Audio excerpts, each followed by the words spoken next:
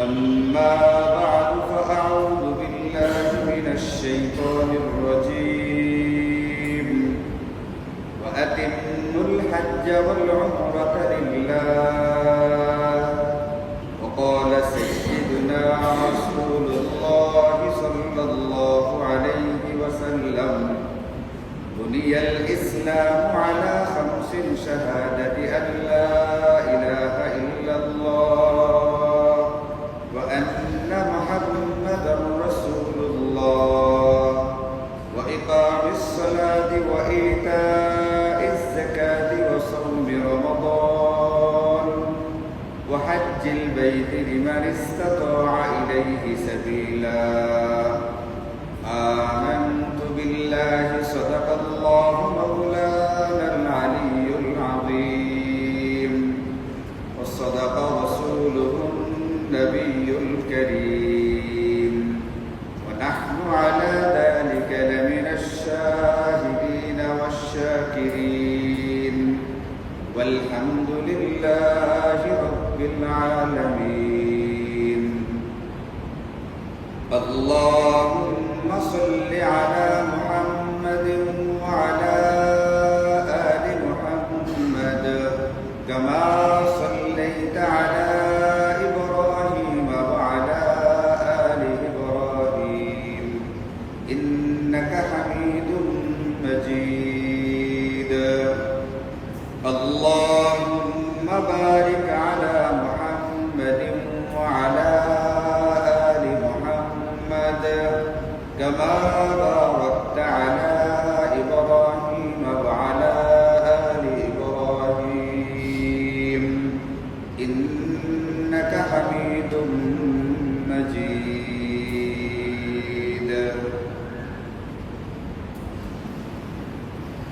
الحمد لله আল্লাহ পাকের অসংখ্য মেহেরবানি আর দয়াতে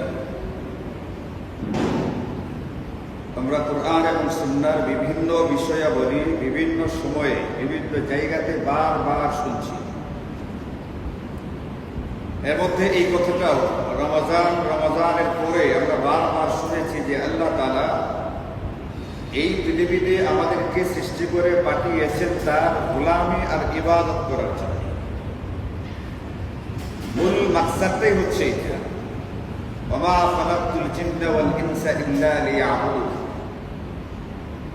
আল্লাহ পাকের গোলামি, আল্লাহ পাকের দাসত্ব, ইবাদত কিভাবে করা হবে এটার বিভিন্ন সূরত, বিভিন্ন তরিকা, বিভিন্ন পদ্ধতি আমাদেরকে দেওয়া হয়েছে এবং সময়ে সময়ে সেইগুলোকে আবার স্মরণ করিয়ে দেওয়া হয়।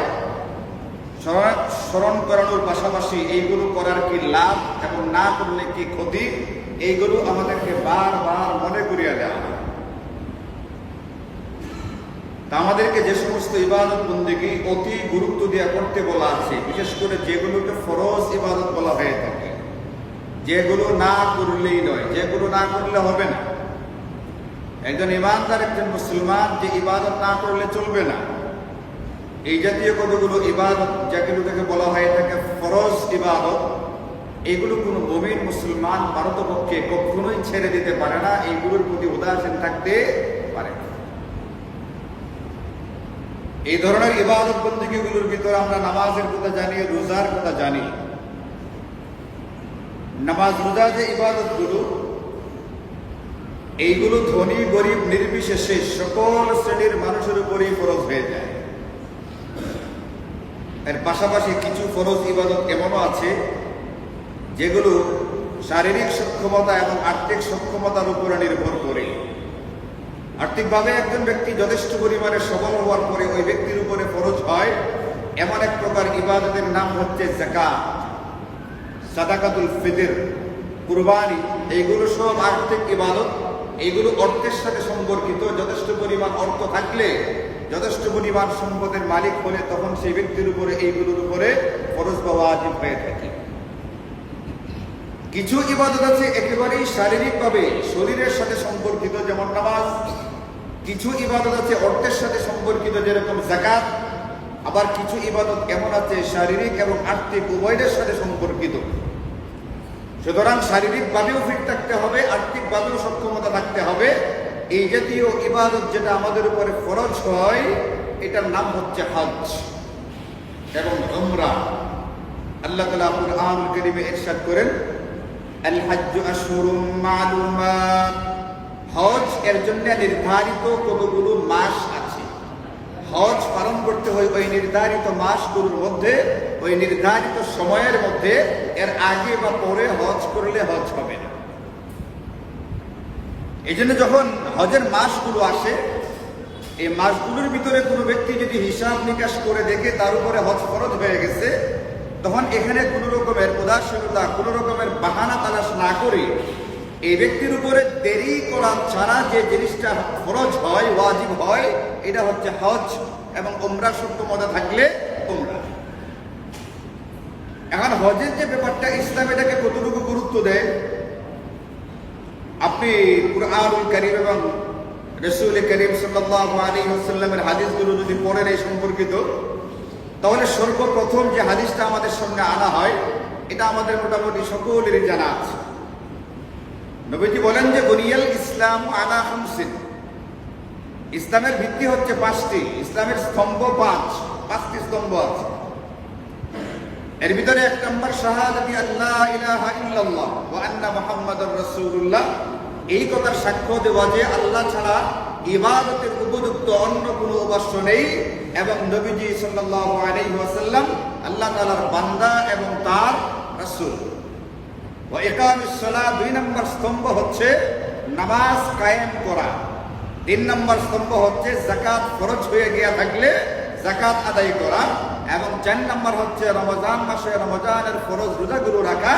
এবং 5 নম্বর হচ্ছে ওয়া হজ্জিল বাইতি লিমান ইসতাতা ইলাইহি সাবিলা, যে ব্যক্তি হজ করার মতো সক্ষমতা রাখে, যার উপরে হজ করার মতো সামর্থ্য আছে, এই ব্যক্তির উপরে হজ করা এটা একটা ইসলামের অন্যতম গুরুত্বপূর্ণ স্তম্ভ। হজ ফরজ হয়ে গেল, হজ করার মতো শারীরিক আর্থিক সক্ষমতা থাকলো, এরপরেও যদি কোনো ব্যক্তি হজ না করে, এর মানে হলো তার জিন্দিগিতে ইসলাম নামের যে তাবুটা, ইসলামের যে 5টা স্তম্ভ বা পিলার, এই পিলারগুলোর গুরুত্বপূর্ণ একটা পিলারই তার জিন্দিগিতে রইল না। আমি একজন মুসলমান, যখন আমার ভিতরে ইসলাম থাকে, আমি একজন মুসলিম তখন যখন আমার ভিতরে ইসলাম থাকে। ইসলাম যার মধ্যে থাকে তাকে বলে মুসলিম।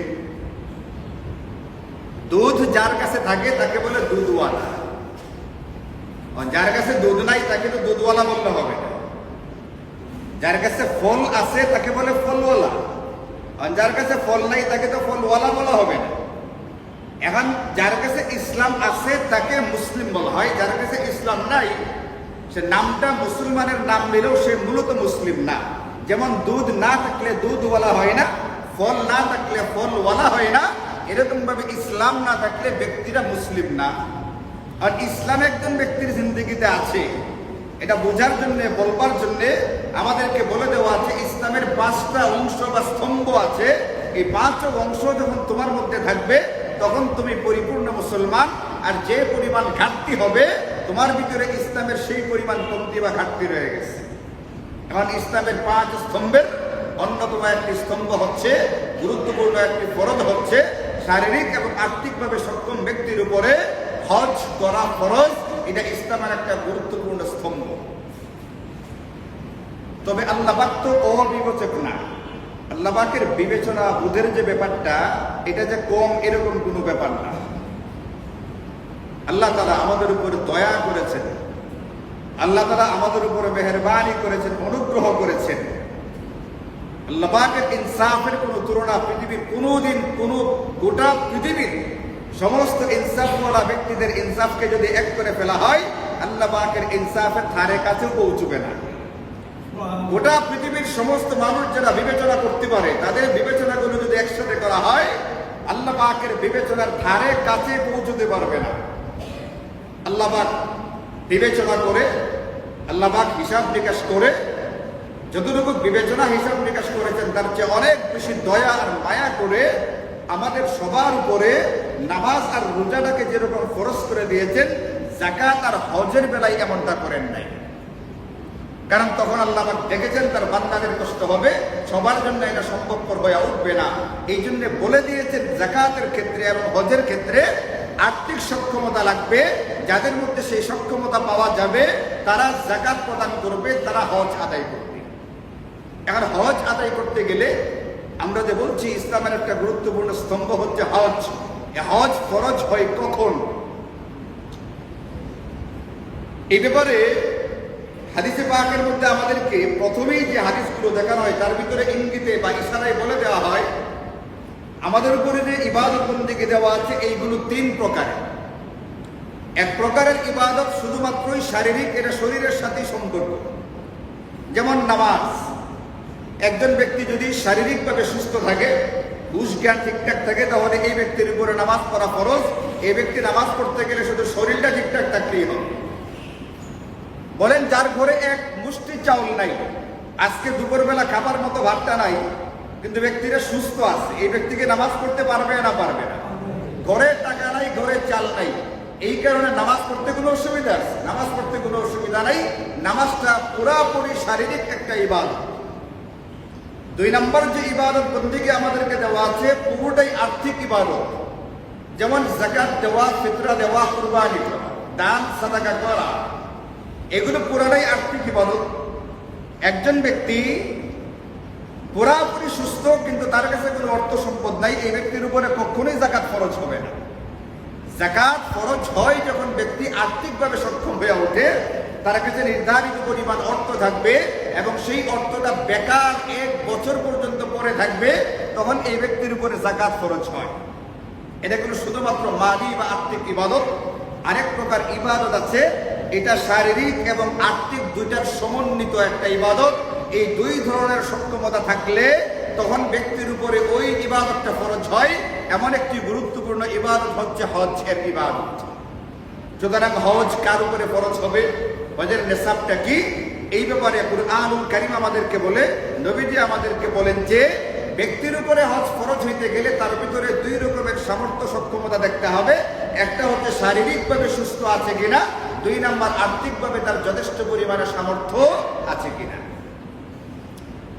এই দুই রকমের সামর্থ্য থাকলে তখন ব্যক্তির উপরে হজ ফরজ হয়। এখন কোনো ব্যক্তি যদি কোনো কারণে চোখে না দেখে, তার দৃষ্টিশক্তিটা নেই, এই ব্যক্তির উপরে হজ ফরজ হবে না। কোনো ব্যক্তি যদি চলাফেরা করতে গিয়ে এতটাই অক্ষম অপারগ হয়, স্বাভাবিকভাবে সে চলাফেরা করতে পারে না, এই ব্যক্তির উপরে হজ ফরজ হবে না। সুতরাং শারীরিকভাবে একটা ব্যক্তিকে সুস্থ থাকতে হবে, চলাফেরা করার মতো একটা যোগ্যতা সক্ষমতা থাকতে হবে। এই জন্য বারবার বলা হয়ে থাকে হজ আদায় করবেন শারীরিকভাবে সুস্থ থাকার সময়ে হজ করার চেষ্টা করেন। আমাদের ভারত উপমহাদেশের মানুষের একটা মেজাজ বা তবিয়ত হলো শারীরিক সক্ষমতা যখন হারাইতে থাকে, যত বেশি হারায় তখন তার হজের জজবাটা দিলের ভিতরে তৈরি হয়। অথচ কুরআনুল কারীমের আয়াতের মধ্যে হজের কথা যেখানে বলে দেওয়া আছে, এখানে মানিস্তাতুলা ইলাইহি সাবিলা, সক্ষমতার কথা বলে দেওয়া আছে। যে ব্যক্তির সক্ষমতা আছে এই ব্যক্তির জন্য কর্তব্য হচ্ছে, করণীয় হচ্ছে আল্লাহ পাকের সন্তুষ্টির জন্য সে ব্যক্তি বাইতুল্লাহ জিয়ারত করবে, সেই ব্যক্তি হজ আদায় করবে। এই জন্য আমাদের হজ ফরজ হতে গেলে 1 নম্বর সক্ষমতা হচ্ছে শারীরিকভাবে ফিট থাকা। আর শারীরিকভাবে ফিট মানুষ তখন থাকে যখন একটু বয়সটা কম থাকে, বার্ধক্যজনিত দুর্বলতাগুলো ধরতে শুরু না করে এর আগেই আমাদের হজ করার ফিকির বা ভাবনাটা মাথায় নেওয়া উচিত। আর 2 নম্বর সক্ষমতা হচ্ছে ব্যক্তির কাছে এই পরিমাণ অর্থ বা সম্পদ থাকতে হবে। আমার নিত্য প্রয়োজনীয় যে জরুরতগুলো আছে, এই প্রয়োজনগুলোর বাহিরে কোনো ব্যক্তির কাছে যদি এই পরিমাণ অর্থ বা সম্পদ থাকে, যে পরিমাণ অর্থ বা সম্পদ থাকলে একজন ব্যক্তি তার নিজ এলাকা থেকে মক্কায় গিয়ে আবার ঘুরে আসতে পারবে এবং মক্কায় যতদিন থাকবে হজ করতে গিয়া ওই সময়টা তার যে খরচগুলোর প্রয়োজন হয় এই পরিমাণ অর্থ তার কাছে আছে এবং সে যতদিন অনুপস্থিত থাকবে বাড়িতে এলাকাতে তার পরিবারের এই 30, 35, 40 দিন চলতে যে পরিমাণ একটা খরচ হয় প্রতি মাসে হিসাব অনুযায়ী, এই পরিমাণ খরচ যদি তার কাছে থেকে থাকে তাহলে এই ব্যক্তির উপরে হজ ফরজ হয়ে যায়। তাহলে হজ ফরজ হয় 2 রকমের যোগ্যতার ভিত্তিতে। একটা হচ্ছে ব্যক্তি যদি শারীরিকভাবে সক্ষম থাকে, 2 নম্বর তার কাছে এই পরিমাণ সম্পদ থাকে, সে যখন হজের সময়টাতে এলাকাতে থাকবে না, এই সময় তার পরিবার পরিজন চলতে যে টাকাটা প্রয়োজন হয় এইটাও তার আছে এবং সে মক্কা মদিনা থেকে ঘুরে আসতে গেলে যে পরিমাণ টাকার প্রয়োজন হয় এই টাকাটা তার কাছে আছে অতিরিক্ত, তাহলে এই ব্যক্তির উপরে হজ ফরজ হয়ে যায়। কোন রকমের দেরি করা ছাড়া হজ আদায় করা তার উপরে ওয়াজিব। মূল হজটা হলো ফরজ, আর দেরি না করাটা হইল ওয়াজিব। হজ ফরজ হয়ে গেছে, দেরি করতেছে না এই বছর না পরের বছর, পরের বছর না এর পরের বছর, এই যে দেরি করতেছে মানে হলো তার দ্বারা ওয়াজিব তরফ হইতেছে। তাহলে মূল হজটা সম্পদের ভিত্তিতে, শারীরিক সক্ষমতার ভিত্তিতে ফরজ হয়ে যায় এবং এটাকে দেরি না করে দ্রুত আদায় করাটা ওয়াজিব হয়। যদি কোনো ব্যক্তি দেরি করতে থাকে ওয়াজিব তরক করার গুনাহ হবে। দেরি করে যদি 10, 15, 20 বছর পরে হজটা করে ফরজটা আদায় হবে, কিন্তু হজের যে বিলম্ব করলো এই কারণে ওয়াজিব তরক করার বিষয়টা কিন্তু তার আমলনামাতে রয়েছে। এই ক্ষেত্রে হজ যে ফরজ হয় সক্ষমতা আর্থিক এবং শারীরিক, এক্ষেত্রে মা বোনদের ক্ষেত্রে একটা করণীয় হচ্ছে, নারীদের ক্ষেত্রে একটা হিসাব হচ্ছে, নারীদের হজ করতে তার একজন মাহরামের প্রয়োজন হবে। মাহরাম থাকলে তখন তার উপরে হজ ফরজ, আর নতুবা শারীরিকভাবে সক্ষম রইল, আর্থিকভাবে সামর্থ্য থাকলো, মাহরাম নাই, এরপরও তো এই ব্যক্তির উপরে, ওই নারীর উপরে হজ ফরজ হবে না। সুতরাং হজ কাফেলার লোকেরা যদি এই কথা বলে যে কোনো অসুবিধা নাই, আপনি আমাদের সঙ্গে হজ করতে আসেন, মাহরাম লাগবে না, আমরা ব্যবস্থা করে ফেলব। কোন জায়গার কোন বেটা তার ভাই বানায় আলিস, এটাকে তার চাচা বানায় আলিস, চাচা বানায়া ভাই বানায়া মিথ্যা একটা দেয়া তাকে মাহরাম হিসেবে তৈরি করা হয়েছে। হজের মতো একটা ইবাদত করতে গিয়া আল্লাহ পাকের সামনে হাজিরা দিতে যাবে, সেখানেও যে মিথ্যার আশ্রয় নেওয়া, এটা শরীয়ত আমাদের উপরে হজ ফরজই করে নেই। সুতরাং সত্যি সত্যি তার মাহরাম থাকতে হবে, তার স্বামী থাকতে হবে, বাপ ভাই থাকতে হবে, ভাইকনা বা ভাতিজা থাকতে হবে, এমন লোকদের সঙ্গে হজে যেতে হবে। যদি এমনটা না হয়, আর মহিলা যদি এতটাই ধনী হয় যে তার কোনো মাহরামের উপরে হজ ফরজ না, কিন্তু ইচ্ছা করলে সে মাহরামকে টাকা দিয়া তার সাথে নিয়ে হজ করে চলে আসতে পারে, তাহলে সে মাহরামের খরচটা বহন করুক। ধরেন একজন নারীর অজস্র পরিমাণ সম্পদ আছে, এখন তার এই মুহূর্তে কোনো মাহরাম নাই, মাহরাম না থাকার কারণে ব্যক্তির উপরে, নারীর উপরে হজ ফরজ না। কিন্তু তার ছেলে আছে, টাকা নাই, তার ভাই আছে, টাকা নাই, তার বাবা আছে, টাকা নাই, এদেরকে সে যদি মনে করে আমি আমার কাছ থেকে টাকা দিয়া তাদেরকে আমার সঙ্গে হজ করতে নিয়ে যাব, তাহলে সেই ব্যক্তি হজ আদায় করতে পারে, নারী হজ আদায় করতে পারে, যেহেতু তার সাথে এখন কি পাওয়া গেছে, মাহরাম পাওয়া গেছে। আর যদি এমনটা না হয়, অনেক সময় এমনিতেই থাকে, বাপ ভাই থাকে, স্বামী থাকে, ছেলে থাকে, এমনটা হলে তো হলোই। সুতরাং কোন রকমের ধোঁকা প্রতারণার আশ্রয় না নিয়া স্বাভাবিকভাবে যদি নারীদের উপরে হজ ফরজ হয়ে গিয়ে থাকে, তাহলে তারা হজ করার চেষ্টা করবেন। এই ব্যাপারে কোন রকমের উদাসীনতা, গাফিলতির চেষ্টা না। আমাদের দেশের মানুষ যে সমস্ত উজুর আপত্তি দেখায়, যে সমস্ত অজুহাত দেখায় হজ না করার জন্য, এর ভিতরে অন্যতম একটি অজুহাত হলো অনেকটা টাকা খরচ হয়ে যায়। হজ করতে গেলে এক সময় 2 লাখ, 2.5 লাখ, এরপরে 3 লাখ, 3.5 লাখ, এরপরে মাঝখানে একটা চলে গেছে প্রায় 6.5, 7 লাখ, এখনো সম্ভবত 6 লাখ, 6.5 লাখ টাকার মতো একটা খরচ হয়। এই যে এতটা টাকা তার খরচ হয়ে যাবে, এটা তার একটা বিরাট পেরেশানির কারণ হয়ে দাঁড়ায় যে এতগুলো টাকা আমি কিভাবে খরচ করি। কিছুদিন আগে আপনাদেরকে তাফসীরের মাজলিসে একটা কথা বলছিলাম, একজন ব্যক্তির জন্য দোয়া চাইতে গিয়া, যে হঠাৎ করে একজন ব্যক্তি অসুস্থ হয়েছে, দোয়া চাইছে আমার কাছে। আপনাদের যদি মনে থেকে দেখে যান, তাফসীরের মাজলিসে ছিলেন, মানে হাট থেকে সে দম নিতে পারতেছে না, তার শ্বাসকষ্টের মতো হইতেছে। প্রথমে মনে করা হয়েছে গ্যাস্ট্রিকের সমস্যা, পরে মনে করা হয়েছে এই শ্বাসকষ্টের সমস্যা, কিন্তু পরীক্ষা নিরীক্ষা করতে গিয়া ডাক্তাররা সন্দেহ করছেন হার্টের সমস্যা। পরে ঢাকা থেকে এনজিওগ্রাম করা হয়েছে, তাকে 4টা রিং করাইতে হয়েছে। ওই সময় হয়তোবা হসপিটালের কারণেই হোক বা সাধারণ খরচের কারণেই হোক, তৎক্ষণাৎ 1 সপ্তাহের ব্যবধানে, 1 সপ্তাহের মধ্যে তার 6 লাখ টাকা খরচ হয়েছে তার হার্টের রিং করাইতে গিয়ে। ওপেন হার্ট করে নেই, রিং করাইতে গিয়ে কত টাকা খরচ হয়েছে? তো আমি যদি 6 লাখ, 6.5 লাখ, 7 লাখ টাকার চিন্তা করি, হজ করতে গিয়ে এত টাকা খরচ হবে। আল্লাহ মিয়ার 6 লাখ টাকা নেওয়া যদি আমার কাছে থেকে থাকে, আমার কাছ থেকে 6 লাখ টাকা নেওয়া আল্লাহ পাকের জন্য কোনো ব্যাপার। কিন্তু হার্টের রগটার ভিতরে একটা কি বানাই দেবে। আল্লাহ তাআলা আমাদের সকলকে হেফাজত করুন। ইবাদত বন্দেগী যেগুলো আমাদের উপরে অর্পিত আছে, শারীরিক, আর্থিক, শারীরিক সক্ষমতা এটাও আল্লাহ পাকের দেওয়া, আর্থিক সক্ষমতা এটাও কার দেওয়া? আল্লাহ পাকের দেওয়া। অর্থ এবং আমার শারীরিক সক্ষমতা, আমার মেধাটাকে যেন আল্লাহ পাকের গোলামের কাছে ব্যয় করতে পারে, আল্লাহ তৌফিক দান করুন। এই জন্য আমাদের বড় যে অজুহাতটা সামনে আসে এটা হলো আর্থিক, একটা এত বড় টাকা খরচ হয়ে যাবে, এই জন্য এটা তার কলিজাতে কোলায় না, সাহসে কোলায় না খরচ করতে।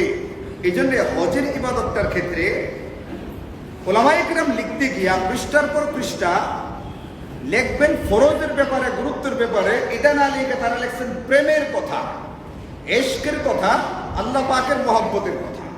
হজের ফরজ বা গুরুত্বের ব্যাপারে যতটুকু আলোচনা করেছেন, হজের মাসালা বলতে গিয়ে তার চেয়ে বেশি বলছেন যে একজন ব্যক্তির আসলে আল্লাহ পাকের সাথে মহব্বতের সম্পর্কটা কতটুকু, এটা হলো বড় ব্যাপার। হজটা একজন ব্যক্তি শারীরিক সক্ষমতা, আর্থিক সক্ষমতা থাকলেই করে ফেলবে এটা না, তার ভিতরে ওই পরিমাণ জজবা, ওই পরিমাণ প্রেম, ওই পরিমাণ ভালোবাসা, আল্লাহ পাকের সঙ্গে ওই পরিমাণ মহব্বত আছে কিনা এইটাও আগে দেখতে হয়। ওটা থাকলে তারপরে তার দিলের ভিতরে টানটা তৈরি হয়।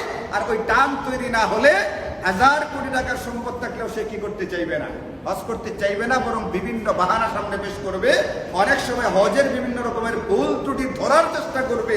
একটা দরিদ্র দেশের মানুষ এত টাকা খরচ করে কেন হজ করতে হবে? এই জন্য আমার দিলের ভিতরে টানটা আছে কিনা, মহব্বতটা আছে কিনা, এটাও একটু পরীক্ষা নিরীক্ষা হওয়া দরকার। না থাকলে এটা তৈরি করার জন্য নবীজি হাদিসে পাকের মধ্যে দোয়া করতেন, আল্লাহ আমাকে এমন ব্যক্তি বানাও যে তোমাকে মহব্বত করে, তোমার সঙ্গে যাদের মহব্বত আছে তাদের প্রিয় পাত্র বানাও, মহব্বত ওয়ালাদের সাথেও যেন আমার মহব্বত তৈরি হয়। এই জন্যে এই যে ভয়টা, আর্থিকভাবে আমার একটা বড় অঙ্কের টাকা খরচ হবে, এই চিন্তাটা করা যাবে না।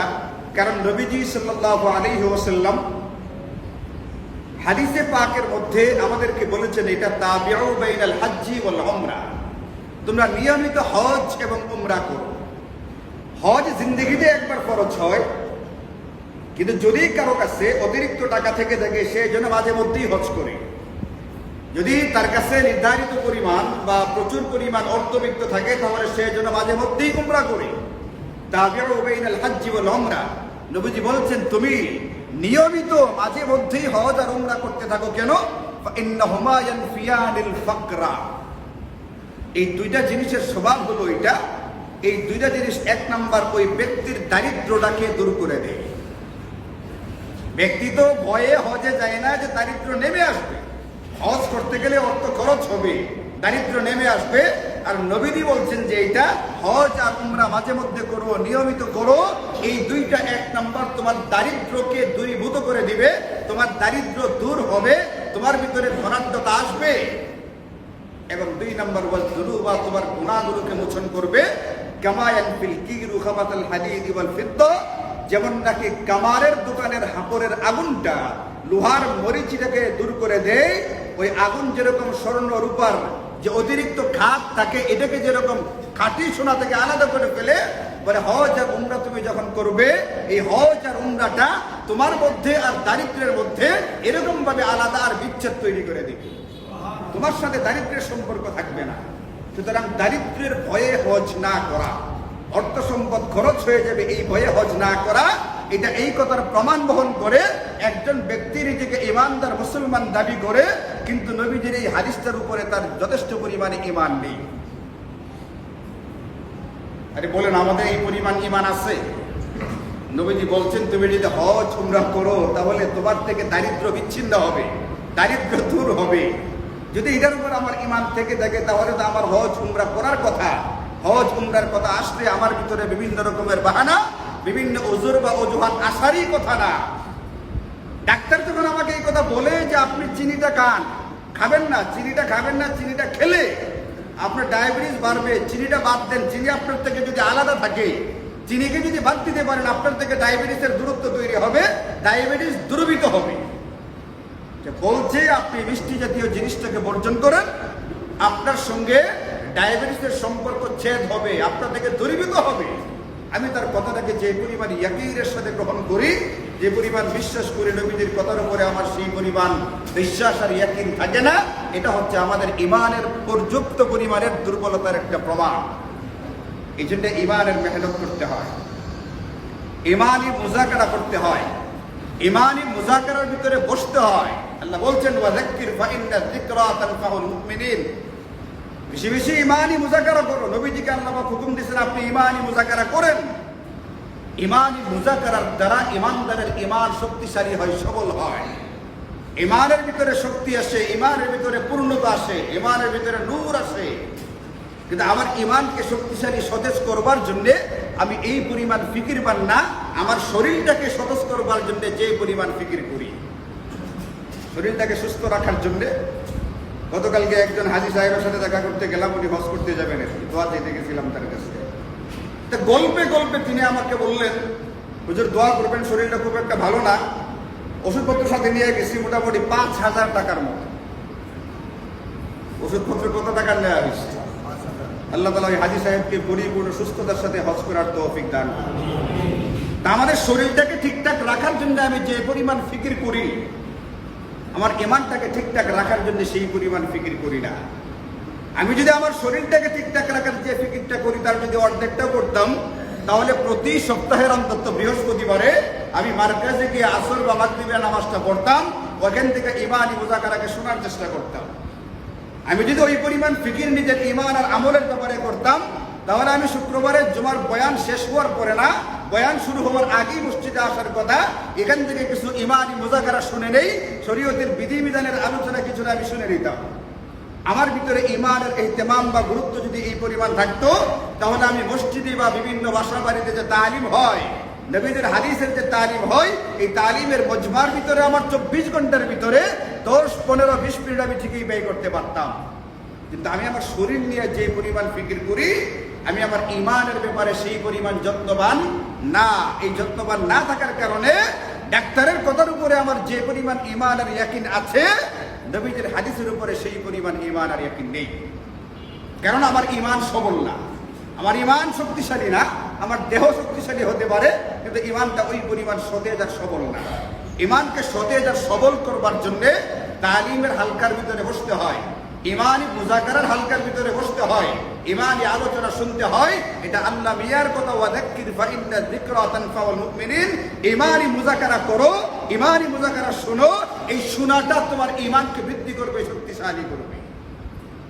কিন্তু ইমান আমাদের দুর্বল করে যে বিষয়গুলো, এই বিষয়গুলো 24 ঘন্টার ভিতরে বহুবার শোনা হচ্ছে, কখনো মোবাইল থেকে, কখনো টেলিভিশন থেকে, কখনো চায়ের স্টলে বসে, কখনো কখনো আড্ডায় মজমায়, যেগুলোর দ্বারা ইমান নিস্তেজ হয়, দুর্বল হয়, ওই জিনিসগুলো আমি ঠিকই গ্রহণ করি, কিন্তু যেগুলোর দ্বারা ইমান সবল সতেজ হয় এটা গ্রহণ করি না। এই জন্য বৃহস্পতিবারে মার্কাজে যাই, খুব সাদা সিধেভাবে কথাবার্তা হয়। এখানে কোনো রকমের প্যান্ডেল নাই, কোনো রকমের বিনোদন নেই, কোনো রকমের আশেপাশে কোনো মেলা নাই, আপনি একটু কেনাকাটা করবেন, কোনো কিছু নেই। যাবেন, মাগরিবের পরে একজন অখ্যাত ব্যক্তি বসবে, যার নামও ঘোষণা করা হবে না। আপনি এখান থেকে ঘন্টাখানিক ইমানি মুযাকারা শুনবেন সপ্তাহে একবার, এরপরে আসর নামাজ পড়ে চলে আসবেন। ইনশাল্লাহ আপনার আত্মার ভিতরে, ইমানের ভিতরে এক প্রকারের শক্তি আপনি অনুভব করতে পারবেন। কিন্তু এই সময় আমাদের নেই, এটা হচ্ছে আফসোসের কথা। যে জিনিসের যত্নের জন্য আল্লাহ রাসূল বলছেন, আমরা ওটার যত্ন করি না। যেটার যত্ন করলে যত্নটা কাজে আসবে, ওটার যত্ন আমি করি না। আর যে জিনিসের যত্নের কথা এটা বলেন না, এবং আমি যত্ন করলেও এটা টিকবে না, আমি যত্ন করলেও টিকবে না। আমি যতই সকালবেলায় হাঁটাচলা করি, আমি যতই গরুর বস্তুকে বর্জন করি না কেন, আমি যতই চিনি ছাড়া চা খাই না কেন, আপনি মনে রাখবেন আমার এই যত্নটা আমাকে সাময়িক একটু উপকারিতা দিতে পারে, কিন্তু এই যত্ন কিন্তু আমাকে টিকিয়ে রাখবে না। গত শুক্রবারে ছিলেন, আজকে নেই, গত মাসে ছিলেন, আজকে নেই, গত বছর রমজানে ছিলেন, এই রমজানে নেই। এরকম নজির সারা দেশে তালাশ করা লাগবে না, আমার চোখের সামনেই আছে, আমার মহল্লা দিয়ে আছে। আমি যদি তালাশ করি, গত শুক্রবারে ছিল কিন্তু আজকে নাই, গত মাসে জীবিত ছিল কিন্তু এই মাসে নেই, গত বছর ছিল কিন্তু এই বছর নেই। এরকম নজির আমার চোখের সামনে আছে। আমি যত যত্ন করি না শরীরটা কিন্তু আমাকে শেষ পর্যন্ত কিয়ামত লাগাতে আমাকে বাঁচিয়ে রাখবে না। এমনটা না যে কিয়ামত পর্যন্ত আমাকে বাঁচিয়ে রাখবে, যে জিনিসের যত্ন করার পরেও টিকবে না, এটা নিয়ে যে পরিমাণ ফিকির করি, আর বাস্তবে যারা যত্ন করলে টিকার কথা, এটার পিছনে আমার কোনো রকমের চিন্তা নেই, ভাবনা নেই, কোনো ফিকির নেই। এই জিনিসটা যত্ন করতে গেলে 5,000 টাকার ওষুধের প্রয়োজন হয়, বিভিন্ন রকমের কষ্ট করতে হয়, এটা আমি করি। আর ইমানের পিছনে মেহনত করতে গেলে কোনো খরচের ব্যাপার নাই, এরপরও আমি ইমানটাকে সফল করবার জন্য কোনো মেহনত করতে রাজি না। এগুলো সব আমাদের আফসোসের কথা, দুঃখের কথা, এগুলো সব আমাদের আত্মসমালোচনার ব্যাপার। এই জন্য মেরে ভাই, আমাদের সামনে যে অজুহাতগুলো দাঁড় করানো হয়, হজ করতে গেলে বড় রকমের অর্থের খরচ হবে না, আমার আপনার উচিত নবীদের কথার উপরে আস্থা রাখা। আমার আপনার উচিত নবীজির কথার উপরে বিশ্বাস রাখা। যদি আল্লাহ পাক আমাদেরকে হজ করার মতো অর্থ দিয়ে থাকেন, তাহলে দেরি করা ছাড়া, বিলম্ব করা ছাড়া অতি দ্রুত আমাদের হজ আদায় করে ফেলা উচিত। আমাদের মধ্যে যারা ইতিমধ্যে হজ আদায় করতে পেরেছি, তারা বারবার শুকরিয়া আদায় করা চাই যে আল্লাহ আমাকে তার ঘর জিয়ারত করার তৌফিক দিয়েছেন, হজটা আদায় করার সুযোগ করে দিয়েছিলেন। আর যারা এখনো হজ আদায় করতে পারি নাই, তারা আল্লাহ পাকের কাছে দোয়া করতে থাকি, চেষ্টা করতে থাকি অতি দ্রুত হজ আদায় করবার জন্য। বিশেষ করে যাদের উপরে হজ ফরজ হয়ে গেছে, তাদের তো খুব বেশি করে দোয়া করা উচিত, চেষ্টা করা উচিত, এই ব্যাপারে প্রস্তুতি নেওয়া উচিত। হজের মাসালা হলো এরকম, যদি কোনো ব্যক্তির উপরে একবার হজ ফরজ হয়ে যায়, যে শর্তের কারণে হজ ফরজ হয়, ওই শর্ত যদি কোনো ব্যক্তির ভিতরে পাওয়া যাওয়ার কারণে হজ একবার ফরজ হয়ে যায়, এবং সে গাফিলতি করার কারণে হজ আদায় করতে না পারে, এবং সে আস্তে আস্তে শারীরিক বা আর্থিকভাবে অক্ষম হয়ে যায়, তাহলেও সেই ব্যক্তির উপরে হজ যে ফরজ এটা থেকে যায়, এটার বাতিল হয় না। ভয়ের ব্যাপার হচ্ছে এটা, এই মুহূর্তে আমি শারীরিকভাবে ফিট এবং আর্থিকভাবে আমি হজ করার মতো সামর্থ্য রাখি, কিন্তু গাফিলতি করে করলাম না। আল্লাহ না করে এক সময় সক্ষমতা গেছে, টাকাও নেই বা শারীরিকভাবে আমার সক্ষমতা নেই, এই ব্যক্তির উপরে হজ যে ফরজ হয়েছিল এটার বাতিল হবে না, ফরজটা ফরজ রয়ে গেছে, কিন্তু এখন আর চলাফেরা করতে পারে না, ফরজ নিয়ে ঘুরতেছে। অথবা তার উপরে ফরজ রয়ে গেছে, তার কাছে পর্যাপ্ত পরিমাণ টাকা নাই, তার জিম্মাদারিতে ফরজ ইবাদতটা রয়ে গেছে। এই মুহূর্তে যদি, এই অবস্থায় যদি মৃত্যুবরণ করে, তাহলে কি দশা হবে? নবীজি হাদিসে পাকের ভিতরে বলেন, মান লাম ইয়াহুজ্জা ওয়া আলাইহিল হাজ্জু, হজ ফরজ হয়ে গেছিল, হজ করে নাই, ফালইয়ামুত ইনশাআ ইয়াহুদিয়ান আও ইনশাআ নাসরানিয়া, এই ব্যক্তি ইহুদি, খ্রিস্টান বা বেঈমান হয়ে মারা যেতে পারে, এই ভয় তার জিন্দেগিতে আছে। খুব ধমকির কথা, ভয়ের কথা। এই জন্য কোনো রকমের ওজোর তালবাহানা না করে আল্লাহ পাক কুরআনুল কারীমে যেখানে হজ ফরজ হওয়ার ঘোষণা দিয়েছেন, এখানে এটাও দিয়েছেন, যাকে আল্লাহ পাক হজ করার মতো সামর্থ্য দিচ্ছেন, তাকে বলতেছেন আল্লাহ পাকের সন্তুষ্টির জন্য হজ করো। আল্লাহ পাক তো সামর্থ্য না দিয়ে হজ করতে বলেন নাই, আগে সামর্থ্য দিচ্ছেন, দিয়া বলছেন এবার তোমাকে আমি ওয়েলকাম করতে চাই, তুমি আমার ঘর জিয়ারতে আসবা, আমার ঘরে মেহমান হয়ে আসবা, আমি তোমাকে স্বাগত জানাইতে চাই, তুমি আমার ঘর জিয়ারতে আসো। আমাকে মেহমান মানে ডাকতেছেন আল্লাহ পাক, অথচ আমার টাকার ভয়ে আমি এখান থেকে যেতে রাজি না। আমাদের চোখের সামনে দিব্যি সুস্থ মানুষ চলাফেরা করতেছে, ব্যক্তি মারা যাইতেছে, আর আমি এখন একটা লম্বা সময়ের স্বপ্ন দেখা এতগুলো টাকা খরচ হবে, এই ভয়ে আমি হজ করতে রাজি না। এটা কিন্তু বড় রকমের আফসোসের কথা।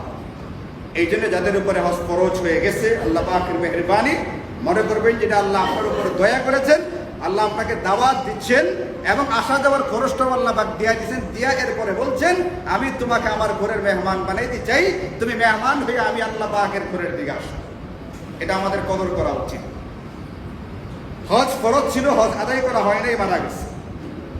আমার জানা মতে যদি এমন কোনো আমাদের আত্মীয় স্বজন থাকে, আমাদের জানা মতে আমার পিতা, আমার দাদা, দাদি, এমন কোনো আত্মীয় স্বজন যে সমস্ত মৃত ব্যক্তিদের সম্পদ দিয়ে আজকে আমি সম্পদশালী, যদি আমার এমন কোনো স্বজন মারা গিয়া থাকে আমার জানাশোনা, যাদের উপরে হজ ফরজ ছিল কিন্তু তারা হজ করে নাই, যথেষ্ট পরিমাণ সম্পদ ছিল, এই জন্য ফরজ ছিল, তাদের জন্য উচিত হচ্ছে মারা যাওয়ার আগেই ওসিয়ত করে যাওয়া, যেন তার বদলে হজটা করা হয়।